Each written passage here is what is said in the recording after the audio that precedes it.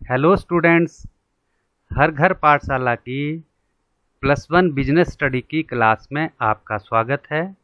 मैं Umesh Kumar, lectures in commerce, government senior secondary school Birtungal, district Mandi.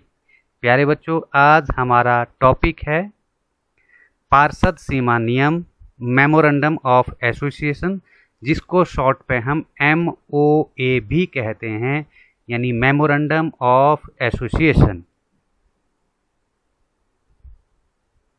प्यारे बच्चों, कंपनी की स्थापना में प्रयोग होने वाले मुख्य प्रलेख, main documents used in the formation of company.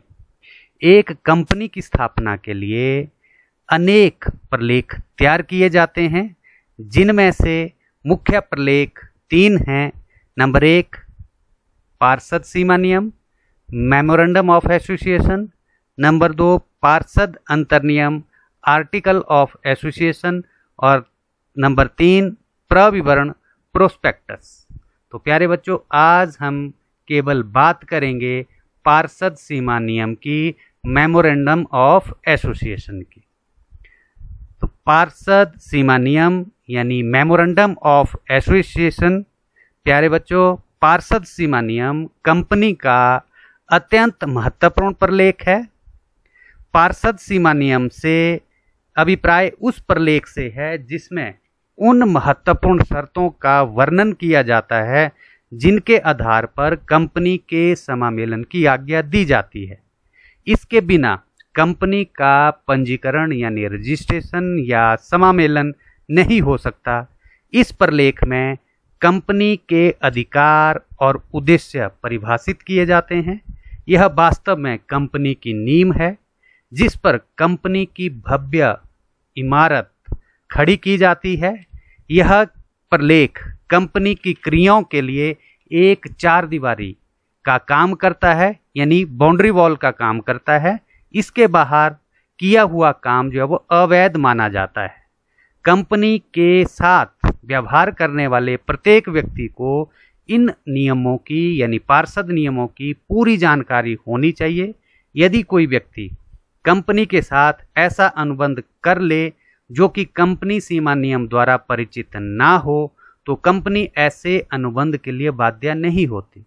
पार्षद सीमा नियम में मुख्य उद्देश्य अंशधारियों, ऋणदाताओं तथा अन्य व्यक्तियों को जो कंपनी से लेन देन या व्यवहार करते हैं, यह बताना है कि कंपनी का कार्यक्षेत्र क्या है।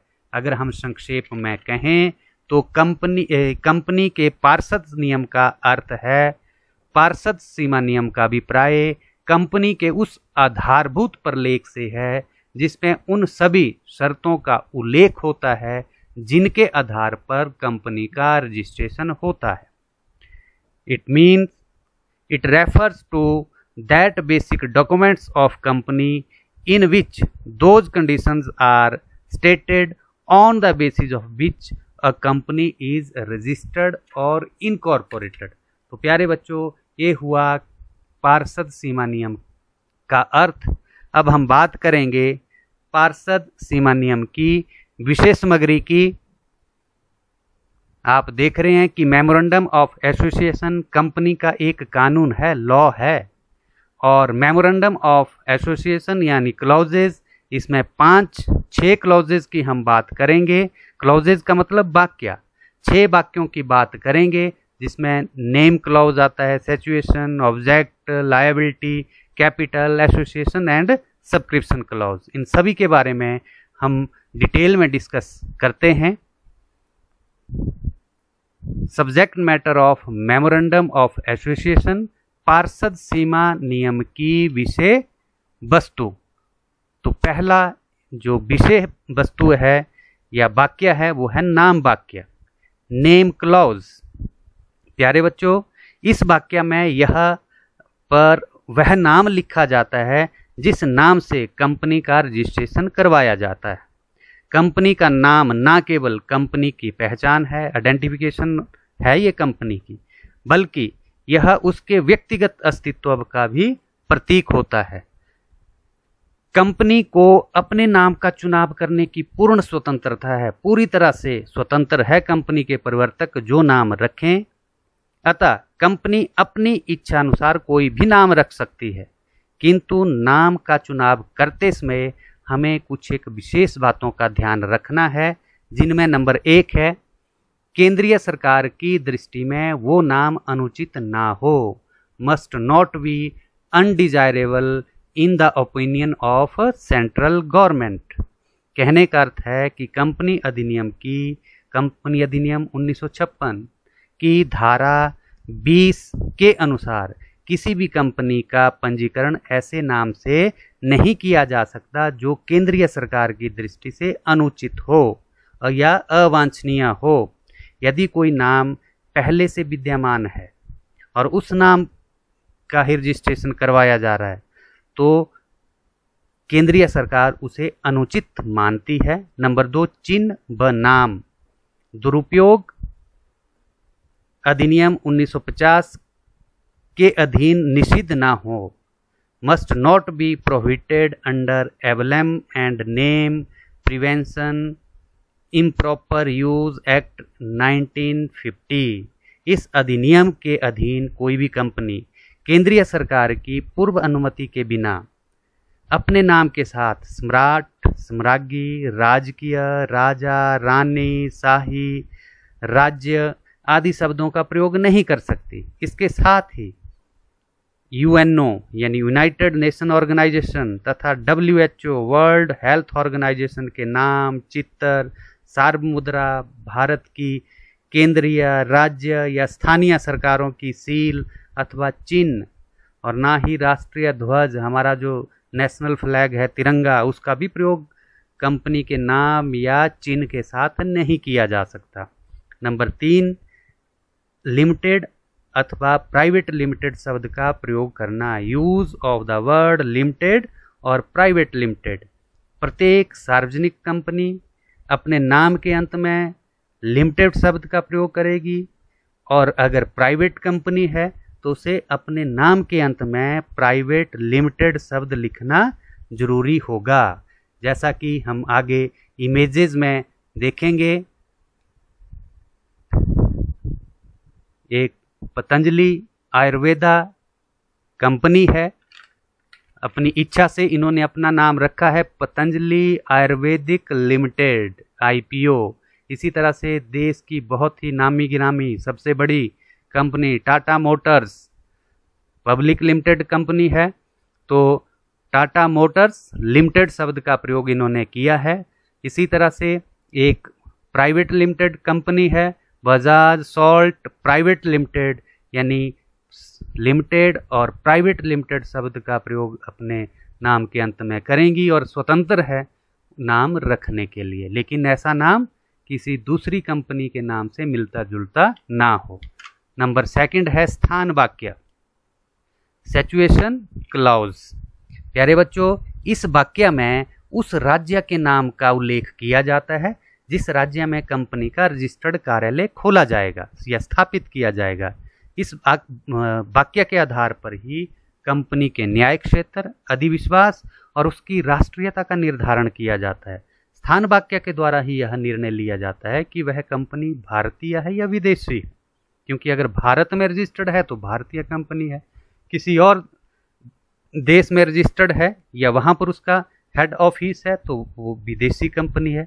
साधारणतः कंपनी के रजिस्ट्रेशन के समय ही सीमा नियम में कंपनी के रजिस्टर्ड कार्यालय की पूरी सूचना दे दी जाती है, लेकिन ऐसा अगर संभव नहीं हुआ है तो रजिस्ट्रेशन की तिथि या व्यापार या व्यवसाय शुरू होने की तिथि के 30 दिन के अंदर अंदर ऐसी सूचना रजिस्ट्रार महोदय के कार्यालय में देनी अति आवश्यक होती है। और रजिस्टर्ड कार्यालय एक ऐसा स्थान होता है जहां पर कंपनी की सभी वैधानिक पुस्तकें, रिकॉर्ड, सूचनाएं, ठीक है, कंपनी के पत्र, प्रपत्र सभी वहां पर रखे जाते हैं, यानी वहीं से ही सारा कारोबार या व्यवसाय चलाया जाता है। नंबर 3, उद्देश्य वाक्य, ऑब्जेक्ट क्लॉज। उद्देश्य वाक्य सीमा नियम का सबसे अधिक महत्वपूर्ण वाक्य है। इस वाक्य में उन उद्देश्यों का वर्णन किया जाता है जिनकी पूर्ति के लिए कंपनी की स्थापना की जा रही है। यह वाक्य कंपनी के अधिकारों को परिभाषित करता है तथा उसकी सीमाओं का निर्धारण करता है। और ये जो उद्देश्य हैं दो प्रकार के होते हैं, मुख्य उद्देश्य और अन्य उद्देश्य। मुख्य मीन मेन ऑब्जेक्ट। इसमें कंपनी को उन उद्देश्यों को व्यक्त करना पड़ता है जिनको प्राप्त करने के लिए कंपनी का पंजीकरण हुआ है, और वे उद्देश्य जो मुख्य उद्देश्यों को प्राप्त करने के लिए सहायक एवं संबंध एवं संयोगिक हैं। अन्य उद्देश्य वे उद्देश्य जिनकी प्राप्ति के लिए कंपनी आवश्यकता होने पर कार्य कर सकती है, लेकिन कुछ एक बातें उद्देश्यों के अंतर्गत वर्जित है, जिनमें नंबर 1 अनैतिक। कंपनी का उद्देश्य अनैतिक नहीं होना चाहिए, जैसे वेश्यालय चलाना आदि। नंबर 2 अवैधानिक, इलीगल। किसी अवैधानिक कार्य को करने के लिए कंपनी स्थापित नहीं की जा सकती, जैसे लॉटरी निकालना, जुआ घर चलाना आदि। नंबर 3 लोक नीति के विरुद्ध, अपोज्ड टू पब्लिक पॉलिसी। किसी जनहित विरोधी कार्य के लिए भी कंपनी स्थापित नहीं की जा सकती, जैसे एकाधिकार स्थापित करना, विदेशी शत्रु से व्यापार करना आदि। नंबर 4 दायित्व वाक्य, लायबिलिटी क्लॉज। कंपनी अधिनियम के अनुसार अंशों द्वारा सीमित या गारंटी द्वारा सीमित कंपनी के दायित्व में यह उल्लेख अवश्य होना चाहिए। यदि कंपनी के सदस्यों का दायित्व सीमित है, और सीमित दायित्व से हमारा अभिप्राय अंशों द्वारा सीमित कंपनी में यह है कि इस कंपनी के अंशधारियों के द्वारा खरीदे गए अंशों के अंकित मूल्य तक ही वे देनदार होंगे।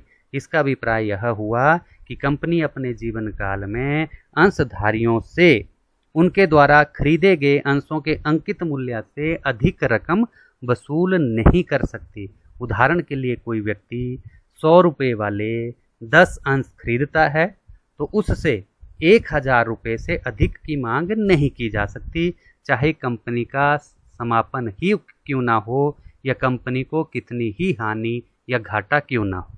दूसरा है गारंटी द्वारा सीमित दायित्व वाली कंपनी में। सीमित दायित्व का अभिप्राय यह है कि कंपनी के समापन के समय कंपनी के सदस्यों का दायित्व उनके द्वारा दी गई गारंटी के बराबर होता है, या गारंटी द्वारा सीमित कंपनी को गारंटी की रकम का पूरा उल्लेख करना चाहिए। यदि कंपनी का समापन हो रहा है तो कंपनी अंशधारियों से अंशों के अंकित मूल्य के अतिरिक्त भी जो उन्होंने गारंटी दी है उसके बराबर रकम वसूल कर सकती है। नंबर 5 पूंजी वाक्य, कैपिटल क्लॉज। अंश पूंजी वाली कंपनी की दशा में उसके पार्षद सीमा नियम में इस बात का पूरा वर्णन होना चाहिए कि कंपनी की अधिकृत यानी ऑथराइज्ड कैपिटल कितनी होगी तथा अंशों में वो किस तरह से विभाजित होगी। मान लीजिए कि एक कंपनी की अंश पूंजी 10 करोड़ रुपए है, तो वो 10 रुपये प्रति अंश के 1 करोड़ अंशों में विभाजित होगी। विभिन्न प्रकार के अंशों का अलग अलग रूप में उल्लेख होना चाहिए, यानी यहाँ पर वर्णन होना चाहिए कि कंपनी के अंश कितने कितने हैं। जैसे अंश 2 प्रकार के होते हैं, पूर्वाधिकार अंश और समतांश। तो ये जो ऑथराइज्ड कैपिटल है ये समतांशों और पूर्वाधिकार अंशों में किस तरह से विभाजित होगी, ये सब कुछ वहाँ पर वर्णन होना चाहिए। और साथ में ये भी वर्णन किया जाना चाहिए इस वाक्य में कि कंपनी के सदस्य कम से कम कितने अंश खरीदेंगे। और नंबर 6 संघ एवं हस्ताक्षर वाक्य, एसोसिएशन एंड सब्सक्रिप्शन क्लॉज। यह पार्षद सीमा नियम का अंतिम वाक्य है। इसमें व्यक्तियों का एक संघ जो पार्षद सीमा नियम पर हस्ताक्षर करता है, इस वाक्य में हस्ताक्षर करने वाले व्यक्तियों की नाम, पता, उनकी इच्छा जो अब वो लिख दी जाती है और लिखा जाता है कि हम निम्नलिखित व्यक्ति जिनके नाम व पते नीचे दिए गए हैं इस बात के इच्छुक हैं कि हमारा निर्माण कंपनी के रूप में इस अधिनियम के अंतर्गत हो जाए, तथा हम लोग अपने नाम के आगे लिखे हुए अंशों की संख्या कंपनी की पूंजी से लेना स्वीकार करते। यानी इस वाक्य के बाद हस्ताक्षर करने वाले प्रत्येक व्यक्ति का नाम, पता, व्यवसाय, उनके द्वारा खरीदी गई अंशों की संख्या का उल्लेख होता है। इसके पश्चात प्रत्येक व्यक्ति के नाम के सामने गवाह के हस्ताक्षर भी होते हैं। तो प्यारे बच्चों, ये था हमारा आज का टॉपिक, पार्षद सीमा नियम, memorandum of association. Thank you very much. प्यारे बच्चों, अगर आपको वीडियो पसंद आए तो लाइक करना, सब्सक्राइब करना और शेयर करना। Thank you very much.